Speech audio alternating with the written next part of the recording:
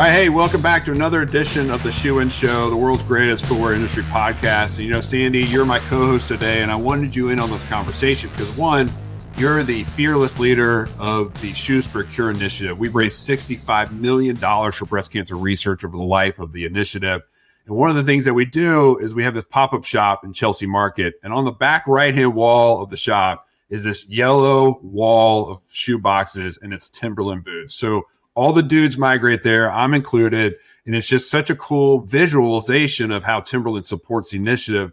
And so I wanted to bring in our guest today to talk about what's going on at Timberland. Why do they do things like, you know, what they do with us at Shoes for Cure, and maybe some cool collabs are out there. So who's our guest today? Today, our guest is Gautham Rao, VP and General Manager of Americas for Timberland. We're thrilled to have you on with us today. I know you're somewhat new to the role, and we're excited about all the energy that you're bringing to Timberland. But before we begin with some questions for you, why don't you share a little bit about your shoe story and how you entered the footwear world? Well, thank you guys for having me here. 65 million is a huge outcome, and it is. That's great to hear. And keep buying those Tims. That's really important. Okay, so I'm Gautham. I've been in Timberland for about 9 months now. So I can't say that I'm new, but I'm going to use it as an excuse as much as I can. Actually, my start for shoes, my shoe story is an interesting one. I grew up in Dubai. I'm Indian, but I grew up in Dubai before Dubai was all cool and sexy like you see it now. When I grew up in Dubai, it was mostly, you made it cool and sexy. Yeah, I think it started once I left. I think that's basically how the outcome really turned out. And I got a cool opportunity to come to the States when I was 17 years for college. And I came to Wisconsin. I chose Wisconsin primarily because I didn't know anything about Wisconsin. I thought, let's go try something completely different. You threw a darn at the map. Is that what you did? Yeah, I really did. And this is like aging me. I was pulling up an atlas and looking at where Wisconsin was, and I knew it was near Chicago, and that's about it. And all I knew about was there was going to be a lot of snow, which I'd never seen before. And there was going to be a lot of beer, which I'd never had before. And so now I've had a lot of snow and beer in my time. And so I moved to Wisconsin. And when I came to Wisconsin, I was a fan of hip hop, and hip hop is a global phenomenon. And was part of that. I grew up listening to, Run DMC and Tupac, and, Biggie was part of my life at that point in time. And I came over, and it was cold, man. It was cold in Wisconsin. It was fall. It was cold. And my roommates looked at the shoes I bought from Dubai and was like, hey, man, we got to take you shoe shopping. Went to a nearby mall, and what did I see? I saw a pair of Tims. And I kid you not, it's not because I'm in this job right now, but for 5 years straight, I was in college for 5 years. In 5 years straight, I wore nothing but Tims. And I wore Tims for everything. I wore Tims for everything. For interviews, Tims. To go out and hang out with people, Tims. If there was a presentation in the college, Tims. It was a formal get-together, Tims. We actually have a family photo with my parents fully dressed up, like all Indian clothing, super formal. My sister's all nice, all dressed up. I'm wearing a tie and a white shirt, pair of chinos, just really formal. And in the bottom, what you can see, they were trying to hide me at the bottom of this photo. It's massive. It's probably about 4 feet tall. Whoa. And the bottom of this photo is my Tims, just sticking out. So that's actually started off the journey. I linked it up to culture at that point in time. It was part of my identity. And when I got this role 9 months ago, and I let people know about it, all my college roommates started pinging me, just giving me help, being like, dude, did you ever give up your Tims? Like, is this it? You just come back full circle. So that's when my journey really started. And from there, I've always been a sneakerhead. I've always loved footwear. Started off my career at Target as in retail, went to Nike, was there for almost 8 years. Went to REI, was part of the outdoor space and hiking and footwear there as well. And now it's in a brand that I truly admire. You are the perfect guy for this job, Gautham. I mean, to hear that story, it sounds like you did bring cool with you from Dubai. If you're rocking Tims at normal Indian gathering, I mean, that to me seems super cool. You're part, we all know Timberland's the part of the VF family, right? Talk to us about how you interplay with your brand partners across the other footwear brands within the VF family, and what makes Timberland unique in that? Talk about family gatherings, right? What's that dynamic like? Timberland versus Vans versus some of the other brands. Yeah, we call ourselves the third brother of the entire brand portfolio, or third sister, depending on how you ask. We have Vans and North Face also part of that portfolio ourselves, and then there's emerging brands like Ultra, Smartwool, and then our Packs business is massive globally. Timberland is a unique beast in this entire family. We're predominantly footwear. We're a footwear brand that dabbles in apparel, and then we're connected to a lot of culture in Americas. So if you think about the start of our brand, we start off in New Hampshire. There's a cool story where they took over leftover leather, they put it in a toilet to see if it was waterproof or not, and then it's been part of. I'm not kidding. And it's and then a kid from Dubai was wearing the same shoes from the toilet in a family. That's where I leave it overnight. Just leave it in the toilet to make sure it's waterproof still, and that's how I run my business. And then it really took off in the 90s with hip hop. And Bracken, and that's the reason why I joined it, was Bracken, our CEO, he talks about, and he said his quote, and I'm not pandering to him, so if he ever watches this, I'm not pandering to you, Bracken. But he said a quote that I really like, which is, corporations don't own brands, culture does. And I think that's synonymous with Timberland. We're part of culture, we're part of hip hop, we're part of craftsmanship. We're bringing the New England values, which is like no nonsense, no BS. We just get stuff done, and that's part of our DNA, and that's kind of how we express ourselves with that portfolio. That's awesome.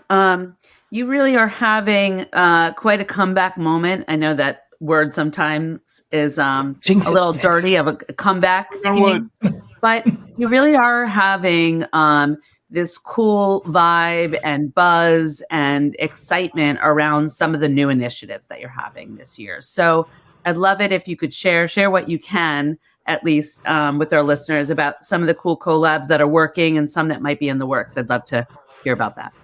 Yeah, I mean, Timberland's VF in general has a whole bunch of new leadership, and Timberland's not alone with that, right? So we have a global brand president, Nina, who's been in VF for 20 plus years. She has a strong background in marketing. That's where she came up from.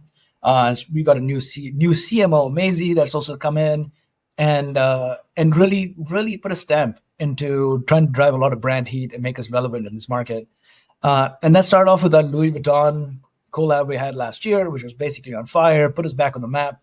I think it's interesting. Comeback is a really interesting statement because the reality is, like, Timberland never really goes away. It's always part of like a staple. If you live in New York or live in the Northeast, I think it's like, what do you have in your closet? It's going to be a pair of Timbs, right? So it made us relevant again for younger consumers. It made us relevant again in the community and part of culture.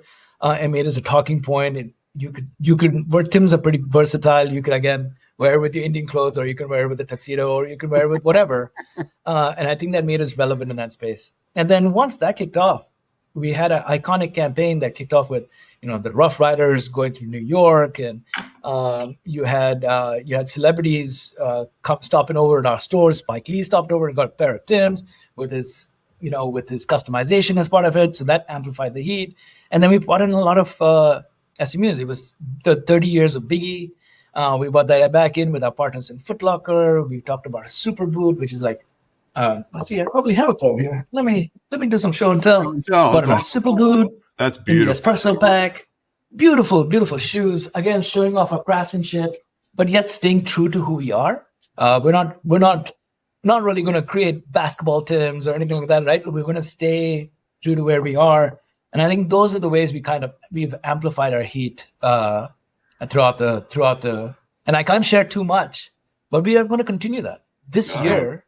And you don't need a lot to create, of collabs planned. Yeah, you don't need to create the basketball Timberlands because off the court, those players are wearing Timberlands, right? So exactly, for sure, it's part of the culture. And at Shoes for a Cure, at the pop-up at Chelsea Market that Matt had mentioned before, there was a lot of buzz the first year, but this past year they were like lining up and they were ready to go, and they were buying the red Timbs and not just kind of the ones and the black ones, Yeah. the smart neutral ones. They were looking for the red ones, and I mean, they were just grabbing them. So I could tell that, you know, there was a newborn excitement around the brand. And some of those collabs I definitely feel like have created the heat that you're talking about.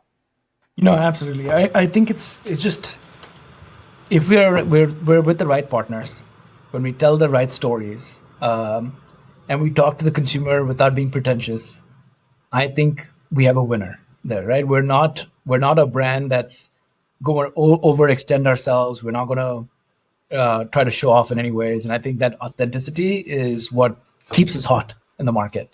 And so we're going to continue pushing that all the way through this year. So Gautham, let me ask you a question around 2025 and what your expectations are. And I think you would be totally cool if I shared this, but we had a meeting, the three of us, just off, you know, talking about business and not shoe and show stuff. Yeah. And we were talking about this cautiously optimistic mantra. And you said something that literally has been, Sandi and I have already used in other meetings. I'm totally transparent with you. What's that mantra, and is that mantra that we'll coin as the Gautham mantra, is that being applied in your view to 2025? Absolutely. I'm paranoid and positive is for sure the way I'm looking at it. I mean, we have a lot of tailwinds, right? Our brand is hot. We've done a lot of studies for our consumers, and we know we're underserving communities right now. There's a lot, like we have less than 10 full price stores in the entire country.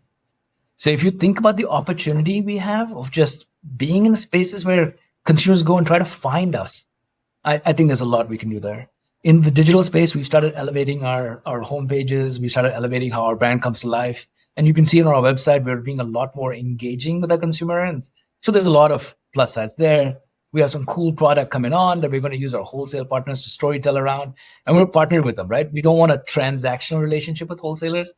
I don't think that's a way for success. We're not going to shove too much space in there. I've always told wholesalers, like our partners, that, you know what, we want to be the most profitable space, square footage in your entire store. And that's going to be our mantra all the way through. But we also know there's a lot of headwinds. There are certain things that I'm going to keep an eye on. You know, there's consumer confidence and all the macro trends that go part of it. The tariffs, thank you guys for all the work you guys are doing, but we're keeping an eye on that really closely, right? We don't want our costs to go up. We don't want prices to go up, and we don't want to have that being reflected onto our consumer.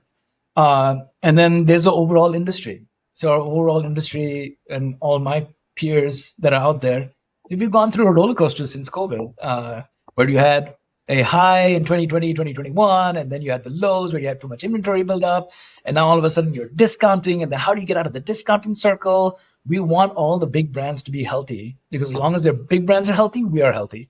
Nike demand goes up, our demand goes up, Ultra's demand, like everybody goes up together. Rising tide. And so, yeah, ride the tide. Yeah, exactly. And we need everybody to be healthy. We need everybody to continue that culture of like making a statement, you know, have that expression of your brand. We need that to come out versus just a price war and discounting. And so those are the things that we're keeping an eye on. And I feel like tailwinds are stronger than the headwinds. But again, I'm super paranoid. And we plan for the best. I mean, hope for the best, plan for the best, and then we also plan for the worst at the same time.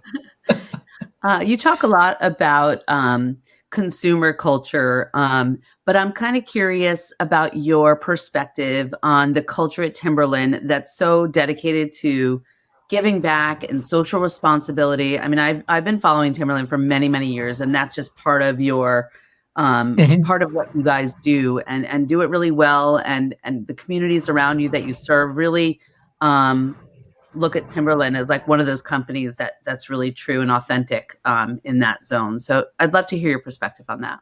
I'll give my POV of this, just being here for 9 months. We are based in Stratton, New Hampshire. And if you look at the community that we're part of, it's New Hampshire's motto is live free or die, right? And there is a community feel that exists here. It's roll up your sleeves and get stuff done, right? There's a blue collar mentality to approaching everything. There is no. There is, hey, we'll get it done. When we get the time, we'll get it done. We'll just go and get this done, no problem. And inside the building, that stays true. We have a shed. There's a space here called the shed. Out here, we have 2 or 3 boot makers, and they sit here. They actually play with boots, and they look at it. And there's craftsmanship done right here. I can walk downstairs and be like, "Hey, man, I got an idea," and we'll sit down and work through it. I think that mentality of service and community is really embedded in culture here overall, just in Timberland overall, and probably one of the strongest I've seen from the places I worked at, because it's a small knit community, and the brand has been exported through culture around the world. So that service mentality stays no matter where you go. Whether it was Hurricane Katrina, the stories I've heard was in Hurricane Katrina, the team was on the ground there at that time when it hit, and they found communities that didn't have footwear, and they left pairs of boots for them and walked back home barefooted. Or they were around working in daycares, and I believe daycares and gardens, city gardens, when 9/11 happened. And that's an anniversary we keep doing. It's not something we express. We don't use it as a PR moment. There's not like hey, we're being involved in this, now love us. It's just kind of subtle. It's part of who we are. And they don't show off. They don't talk about the services they do. They don't talk about the investments they do in schooling and craftsmanship and stuff like that. It's just behind the scenes mostly, which is, I think, real magic in the culture. It's fun to see, tell you the truth. No, it's really fun. There's an authenticity to it, which I think is commendable, because you're right. It's not, you have to kind of dig to find where you guys are doing the good work. And, humility and a brand as big as Timberland is probably hard to come by, but it sounds like it's built into your culture and into your DNA. Yeah. It's, again, kind of like, of course we're here to help versus like, what do you mean? It's so great we're helping. Of course we're here to help. And it's a very different kind of way of approaching things, which I think comes across even in the product you see and in the way we serve, right? In the communities, which is great. Let me shift gears away from philanthropic and more to something that caught my eye recently. I'm the father of 3 teenage daughters, as everyone knows. I'm very proud of that. And we go to Aerie like every other day, I think. And I just stand there and kind of hold the bag and put down the credit card or whatever. But oftentimes the Aeries are connected to the American Eagles. And so I kind of drift over there in my boredom in the Aerie section, and boom, there, Timberland and American Eagle collab on the apparel side. Talk to me about how that came about, and what's the thinking about engaging with another retailer and creating this kind of cross-pollination between these two iconic brands, particularly with young people? Yeah, if you think about Americana, it's American Eagle and Timberlands, right? Like, you think about the denim, you think about your jackets, and you think about your Tims. I mean, that's how it all kind of comes together. And I think that's where the impetus of the project really started. They reached out to us saying like, hey, look, we're great in apparel. You guys are great in footwear. Why don't we just merge together and find that perfect sweet spot about where iconic styles come together, and we can benefit from this, and we can serve our consumers what they want. And so it was a visit out here. We took them out to Stabio, which is in Switzerland, and they got a chance to actually go through our archives, and they found a lot of apparel that we have done in the past, and they put their American Eagle spin on it. And brought it to the market, and we gave our footwear as well. So we made customized footwear for them that they could sell. We put a partnership together, and we launched in market for 3 drops over fall, which were received amazingly well. And so I think that's a great way for us to shock the market a little bit, bring something a little unexpected. And then again, the merger of like iconic synergy is the way for us to move forward. So I don't want to share too much, but sure, I think this is a great strategic direction for us to pursue in the future, where it benefits all brands, right? Benefits the brands and benefits the consumer. I mean, Sandi, I don't know about you, but if Gautham invited us to Switzerland to kind of check out the archives, I would agree to just about anything, I think. Yeah, exactly. I have my limits, but they kind of wash away if I'm hanging out in Switzerland. I'd be down. It's a good sell. Yeah. Well, I invited you guys to come up to Stratham. It's okay. I would love to.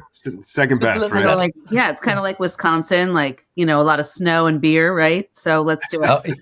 It. That's your track record, Gautham. I'm like, okay, where are you going next? Like, where's snow and beer? That's the. I was checking out that premium, the super boot, and wondering if that's a women's style also. The one that you just showed us. That's a really cool one. Yeah, it's worn by both genders.